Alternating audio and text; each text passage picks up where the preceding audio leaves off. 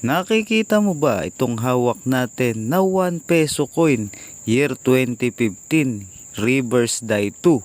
Alam mo ba na ito ay gawa sa nickel plated steel kaya ito ay namamagnet at may timbang na 5.35 grams. Marahil hindi mo pa alam na ito ay may presyo na ayon sa ating numista na nagkakahalaga ng 64 pesos para sa uncirculated coin condition. Alam mo ba na ang Bangko Sentral ng Pilipinas ay gumawa lamang ng 22% na kabuoang bilang para sa bariyang ito? Sa iyong palagay, saan ito nararapat? Sa hard to find ba o sa semi hard to find? Maaari mo bang ibahagi ang iyong kaalaman about sa bariyang ito? Maraming salamat po.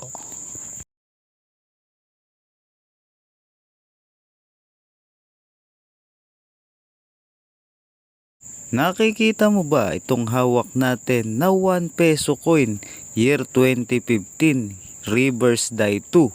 Alam mo ba na ito ay gawa sa nickel plated steel kaya ito ay namamagnet at may timbang na 5.35 grams. Marahil hindi mo pa alam na ito ay may presyo na ayon sa ating numista na nagkakahalaga ng 64 pesos para sa uncirculated coin condition.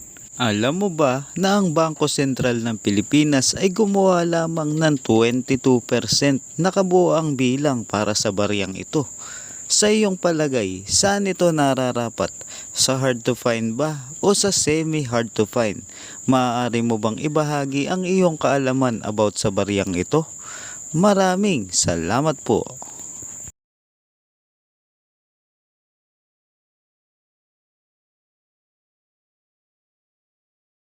Nakikita mo ba itong hawak natin na 1 peso coin year 2015 reverse die 2? Alam mo ba na ito ay gawa sa nickel plated steel kaya ito ay namamagnet at may timbang na 5.35 grams. Marahil hindi mo pa alam na ito ay may presyo na ayon sa ating numista na nagkakahalaga ng 64 pesos para sa uncirculated coin condition.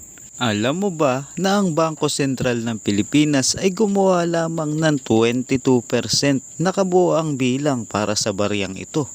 Sa iyong palagay, saan ito nararapat? Sa hard to find ba o sa semi hard to find? Maaari mo bang ibahagi ang iyong kaalaman about sa bariyang ito?